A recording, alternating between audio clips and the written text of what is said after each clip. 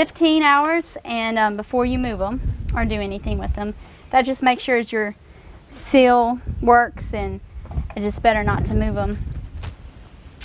And with vegetables, it's different on your pressure canning time. Green beans is 25 minutes. Corn is a little longer. Squash is a little different in time, and you'll just have to, look in your canning book and find out which vegetable, how long it takes. But the method is the same, of course. The wonderful thing is about pressure canning is I can take this jar of green beans off the shelf, warm it up a little bit, and it's ready. I don't have to cook it all the way again. It's a blessing. And this is a wonderful, wonderful way to preserve your wonderful food, and I hope you enjoy pressure canning. All right, another great way of preserving your food is pickling. You can pickle like almost anything. It's a wonderful thing. I love to make pickles. You can pickle eggs, you can pickle okra, you can pickle peppers, you can pick, of course, pickles. And today I'm going to show you how to pickle eggs, and you can probably apply this method to pickling most anything. You'll want to look up in your canning book if you want to pickle different things. Sometimes it varies for different things, but pretty much it's all the same for the same vegetables or whatever you want to use. So Mom, why don't you open this jar and just show them what we're going to do with these. Oh. These eggs I pickled already back in the wintertime. We had a lot of eggs, and so it's a great way of, if you have a whole bunch of extra eggs coming from your hen house, or you just want to somehow store eggs. Yeah. And later on, sometimes in the winter, the chickens aren't laying. Well, you can pickle your eggs, and you have them in the winter. And I used to think, why would I want to eat a pickled egg? Yeah, sometimes it sounds like, and I thought, oh. And then I went to my friend's house, and she said this is what she does with her pickled eggs. She slices them up really pretty after she's pickled them. And they've been on the shelf. Oh, I guess you could slice them any old way you want. And then she puts them really nice on her salads. And you know what? It was wonderful. And I thought, that is a terrific idea. I never thought about it like that. Then we found out you can put pickled eggs in your tuna salad, right? Oh, yeah. You can probably make potato salad. It's wonderful in potato salad because you usually put a little vinegar in your potato salad anyway. So we just want to encourage you to pickle those eggs. All right, what you do first is you want to boil your eggs, but a soft boil. You don't have to cook them very long because they're going to be water bathed in your jar, so that's cooking them more. So you soft boil your eggs. Then, of course, you want to peel them because you don't want to pickle eggs with shell on there. That wouldn't be very good. You want me to help? So, sure, Mom, okay. Why don't? Okay. And a great tip on peeling boiled eggs is if you use eggs that are a couple days old, 2-3 days old, not so fresh, they actually peel better and you don't get like mess up. If they're older eggs, the shells just come off a lot easier. That's a great tip to know because sometimes I get frustrated if I'm peeling my egg and my egg's falling all apart and stuff. So how fast can you peel an egg? Oh, this is a really nice way, isn't it, to preserve there's sometimes in the real hot summer, the chickens are slow at laying too. I remember we had 15 eggs a day there for a while. We were like, pickled eggs, pickled eggs. All right, so after you get your eggs peeled, I'm going to use a pint jar here to can in because usually you're not going to need a quart jar of pickled eggs. You're not going to eat that many pickled eggs at one time, so a pint really works great. And I'm using a wide mouth jar. Now this is a little bit different, of course, than the regular jar. It is wider, which makes it a lot easier to put your eggs in. If you try to stuff eggs in that, you can do it, but it's a little bit harder. You can pickle quart jars, can't you? Yeah, of course, but for size, this is just like the perfect size for most pickles. So what I'm going to do is stuff these eggs in here, as you can see. Just kind of squeeze them in there any way you can. Let's see, how many eggs? That's about 5 eggs. 5 or 6 eggs per pint pretty much works. I don't know if I can fit, I think 5 is good in this one. And then over here, I'm going to go to my brine. Now, when you make pickles, all pickles have a vinegar brine. And vinegar is your main preservative. Vinegar and salt most of the time for your pickles. That's what makes them pickled. So for this pickled egg recipe is 1 quart of vinegar, 1 cup of water and a 1/2 cup of salt. And you mix that together, put it in your pot, and you just bring it to a boil, nice and hot. It doesn't have to cook. It's just good, really hot. You want it, make sure the salt's good and dissolved in there and everything. So now we got our jar packed with eggs, and to each pint jar of eggs, I'm gonna add a 1/2 teaspoon of crushed cayenne pepper. Now, this could be optional if you don't want cayenne pepper in your pickled eggs. It's okay. It really doesn't affect the taste so much. It's not like spicy or anything.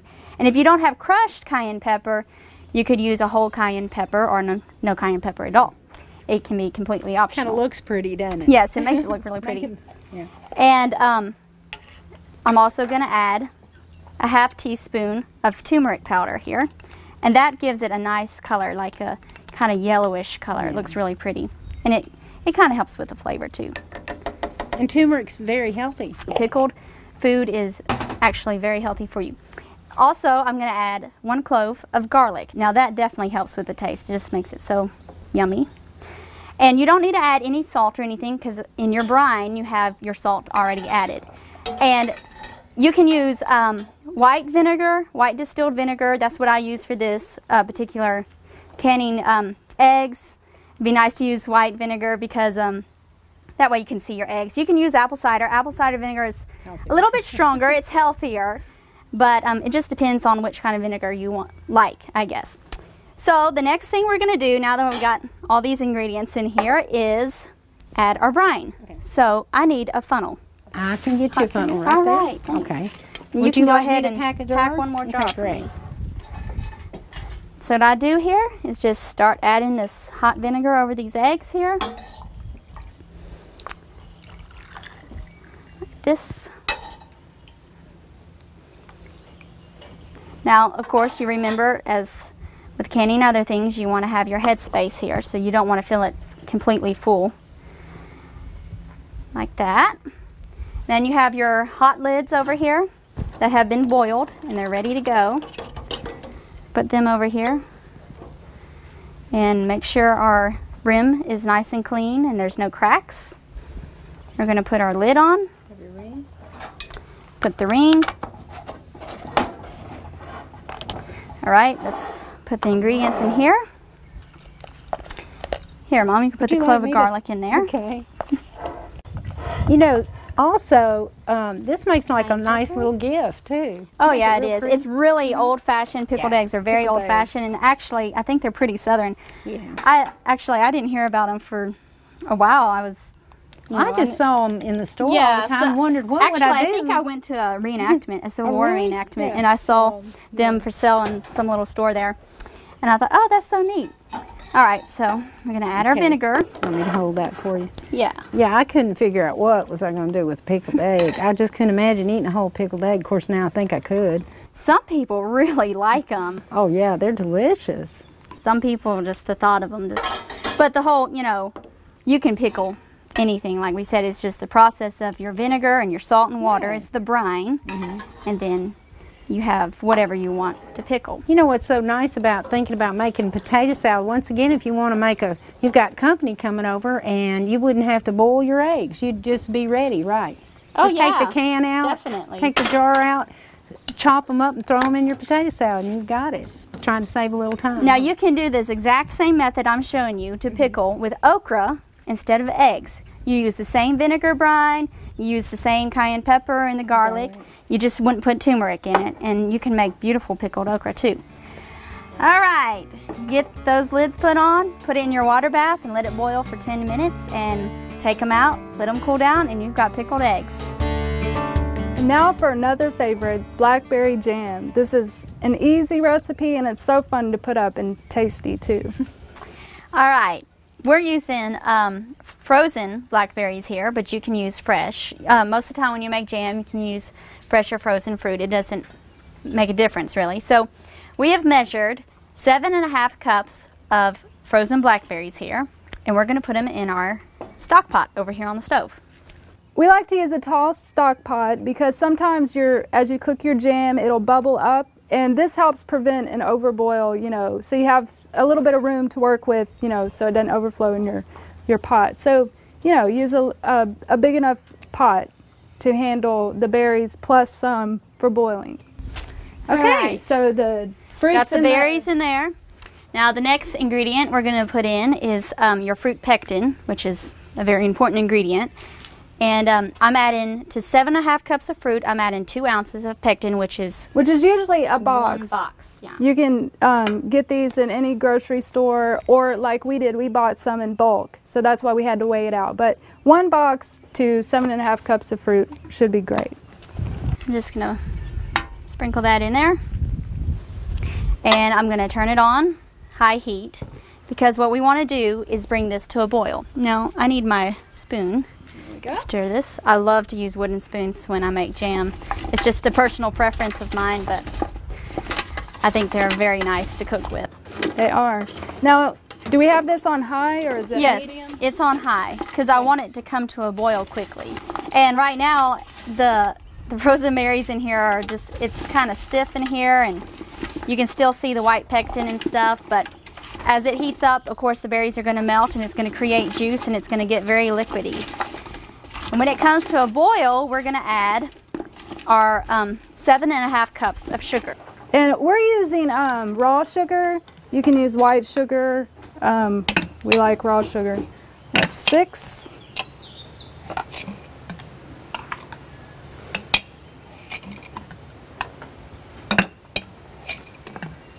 And 7, and you said 1/2? Yep. You want to do a cup of sugar to every cup of fruit. Okay, I think It's got lots of sugar in there. Right. So what are we waiting on here?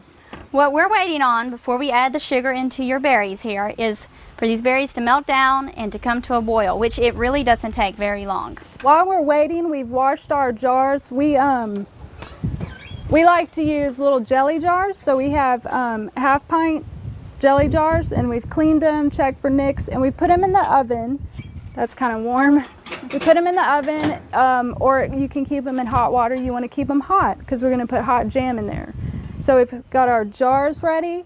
We've got our lids, our new sealing lids, and they're in a pan of water.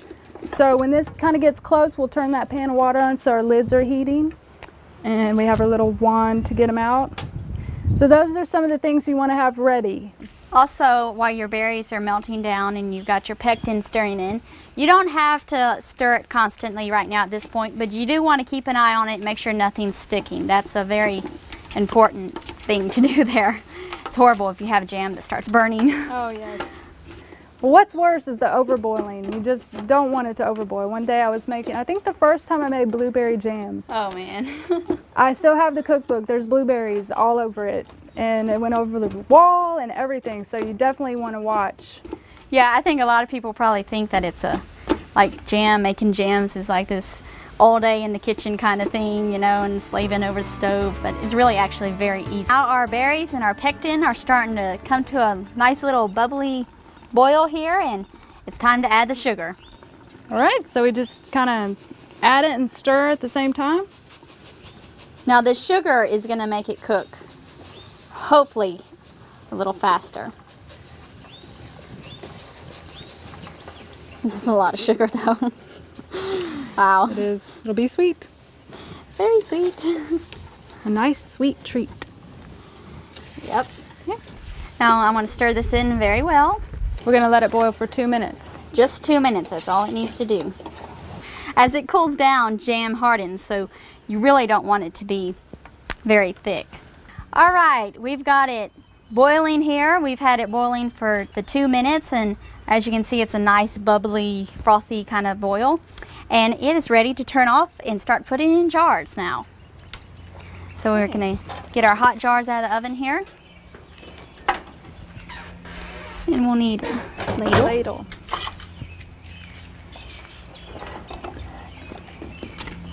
As you can see, it's still, you know, kind of liquidy, but that's okay. As the jam cools down in the jar, it will harden and be more jam-like.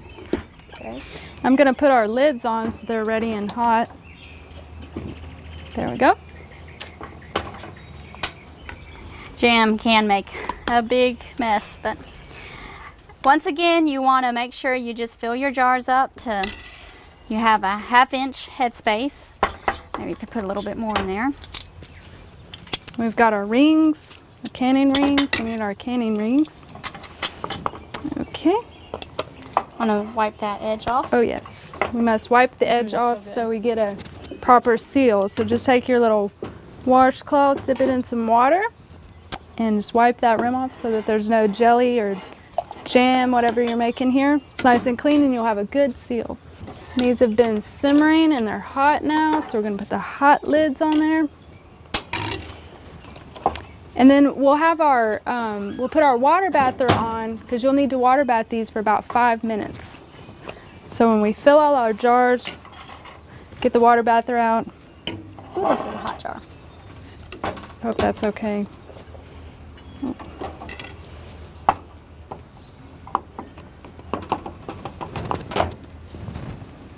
All right. Wipe the rim. Now you can use this method for strawberry, blueberry, let's see what else, probably any kind of berry. A mixed berry is Mixed very berry good. jam. Peach. Peach jam. Of course there's different recipes for different stuff too, but this is your basic jam recipe. Right. And jelly making is very similar. You just strain your Seed. berries, strain the seeds out. Like if it's blackberries, you want to strain Right. the seed out. So, We put this in a water bath, 5 minutes, and that's the sweet thing about jam. It is very easy and simple to make. Hope y'all have fun. One of the great things that's easy to grow and easy to can is cabbage. If you grow it in your garden, you usually have way more than you know what to do with. Or if you get it at the store, it's not that expensive, and there's a lot to a head of cabbage. We're going to show you how to make sauerkraut. First thing we're going to do is chop up our cabbage here. Now we use a hand grater, but you can use a food processor or whatever tool you see necessary that will work. Let's chop up this. One of the greatest things about sauerkraut is not only is it easy to make, but it is incredibly healthy for you. It has acidophilus in it. It's good for the digestion. It is a good source of vitamin C. So it's so easy to make. I mean, it's just awesome. Awesome stuff. Tastes good too. In the old days, when people weren't able to get fresh fruit in the wintertime, they put up sauerkraut, and it was one of their only fruit sources of vitamin C in the wintertime. So it's obviously very healthy for you. And most people eat sauerkraut with some kind of sausage or something in it. And that actually, sauerkraut helps you digest the meat that you eat with it. So it's just a great thing. I'm just grating this up here. You want it to be a nice, not too fine, but not too big, kind of like you would be making coleslaw, about that kind of texture. And we just hand grate it, but like I said, a food processor would work just as well, probably a lot faster. So let's just show them here. Okay. Now the thing about making sauerkraut is you actually do not cook it or process it or anything. It's all done raw. And the great thing that what makes it so healthy and actually sour is that it ferments, and it's a very good fermentation for you. What we have here is our nice grated up cabbage, and I can squeeze it and there's juice coming out, so you don't need to add water. You just have your cabbage here. And we just start adding salt to this. You're gonna add enough salt, pretty much to taste. I mean, you know, you keep adding it, you keep working it with your hands, because what you want to do is to make that juice, because you're not adding water to it at all. So we're just going to keep adding salt. And what the salt Keep does, working it. the salt brings out the water that's in the cabbage. Believe it or not, cabbage is packed with water. All right, let's see what You think this that's does. good? I bet that's good. Probably should yeah. taste it to find out. Why don't you taste it? Okay, I'm going to See. taste a little bit here. You see, as you see, look at that juice. Oh, wow. Look, Yeah, that's great. And it tastes really good too. just make it. I think it has plenty of salt. Oh yeah. So just make it nice and juicy. You know, chop it up here, squeeze it, squeeze all the water out until you got a nice bit of water in that bowl there. See? Right, you can just see, oh, that is great. Look at That's what that. it's supposed to look like, yeah. Just, 5 minutes ago it didn't have any water in it. It's amazing, isn't I know. it? It's so, once you start working it, you can just All right. feel how wet it gets. I think that is ready to put in Are you your jar. serious? Yeah. That was so easy. Now, we're going to use these pint canning jars. They don't even have to be canning jars. You can use any kind of jar because you're not going to process this in a water bath or a pressure canner. And I'll tell you why in a minute. In the old days, people used to put them in these old-fashioned crocks. And they just pack that cabbage in there with the salt and put the lids on it. And as time passes, your cabbage ferments and it becomes sour and it makes sauerkraut. And you don't have to seal it. That's the great thing about it. All right, it's time for our funnel. We're gonna pack it in the jars now. Let's get it in there. All right. Now you want to pack it actually pretty tight in your jar, right? Yes, you do. Because it will shrink down as it ferments and sours. And we'll get some of that juice in there. The funnel and go ahead and just. It's amazing. It seems like you have so much cabbage, but once you start working it and stuff, it just packs down. Yeah, in there. packs down. And Okay, I think you can put some more in there. see how nice and green it is? Well, as it becomes sauerkraut, it will actually turn kind of yellow off-white Yeah, kind of it color. does. I think we've The got color a of little sauerkraut. much. Now we want to leave, as you see here, at a good 1.5 inches or a good inch of headspace, because as sauerkraut ferments, it bubbles and it works itself up. So if you put, like, if you fill it up and then put your lid on, you're going to have leaky, you know, fermented cabbage overflowing everywhere. So you want to leave a good amount of space there. Okay, do we need some? And we're just pan going of to water. put a... So we want to clean that off really good. Once again, just like with canning, you want your rim to be very clean. So you clean that off really good. And it is important to have a good clean lid and a good clean ring. And you just twist it on really. You don't do it too tight. You don't want to do it too tight. Leave it a little loose because it's going to work like we said. And it's going to. Now, You don't want that we're too using tight. the pint-sized jars, but it just depends on how much you like sauerkraut or how much you want. You can use quart size. You can use any size jar. You can recycle jars. Like I said, you're not going to be processing this in any hot water. So, You could probably use old pickle jars, couldn't you? yeah, old There we pickle go. jars, and you can use the lids that go with them. Actually, screw-on lids or cap lids are really, really good for this kind of Just go ahead and sauerkraut dump that in. making. Just put this in here. Put that on. That looks like that fills that up, doesn't it? Yep. Now, when you get done putting your lids on, your sauerkraut, you want to put it in a cool, kind of dark place.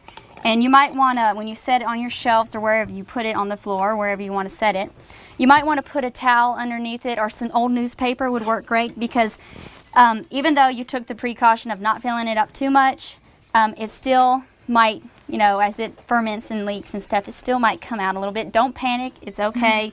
Just wipe off your jar before you're ready to use it. Now that we've put the cabbage in jars, you have about 2 or 3 weeks of letting it set on the shelf to make really good sauerkraut. That's when you've got the great taste. You can let it set for 1 to 2 years. I mean, it's not going to go bad. Another great thing is when you open it, you don't have to wait for that pop sound, because these don't have to seal because they keep, right? Right. Sauerkraut's great to have with sausage or with beans or any of your favorite food, really. That's how easy it is to make sauerkraut. Hope you all enjoy it with your next meal. We get a lot of questions about canning, so here are a few tips that will help you during canning season. Yeah, this is just something really simple that we thought about, and we saw some other friends do this, and they would have their rings just stacked on something like this, you know, stationary, right next to where they're going to be canning. Or they may do something as simple as this.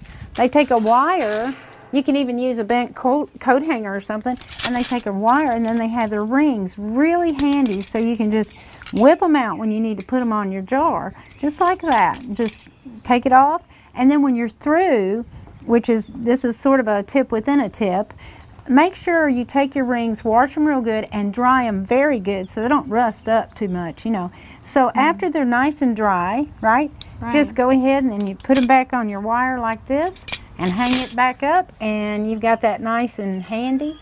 That's great. And yeah, it's really nice. Another good tip is to tell if your jar is sealed very well. We're going to open this jar and you'll listen very closely and you'll hear a nice suction sound and you know that this is sealed very good. Whoa, Wow, that was a pop too. And we just use a spoon to open it. Sometimes we actually use our fingernails. You can use a can opener, but a lot of times that puts a hole in your lid and then you can't use it for storage. So we use a spoon and that doesn't damage your lid. So listen for that sealed sound. Okay, after you've canned your vegetables and you can store them in a cool, dark place. You don't have to have the rings on them to store. A basement is good if it's dry. A root cellar. Root cellar, Yeah. Some people just store them in on their pantry shelf, but you want a dark place, so shut the doors. Yeah, you want to keep them out of the light. That's kind of the idea of it. They should store there for quite a while. Using them within a year is good, but they'll keep for several years. Another important thing to do is to label and date your jars. So put the date when you canned it, and if you have any special like no salt or this one is sweeter, you can put that too. Right on the jar before you store it.